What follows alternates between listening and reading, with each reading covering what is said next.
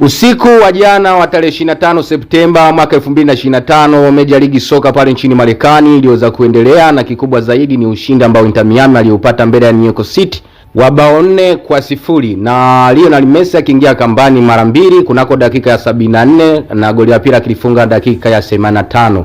Idadi ya mabao haya sasa Lionel Messi kwa sasa inamfanya afikishe jumla ya mabao 884 katika mechi zote ambazo mpaka hivi sasa amecheza, sio ndani ya klabu ya FC Barcelona, PSG, lakini pia na ndani ya taifa la Argentina. Na kwa sasa Inter Miami kwenye maisha yake ya soka mpaka sasa Lionel Messi amefikisha jumla ya idadi ya mabao 884.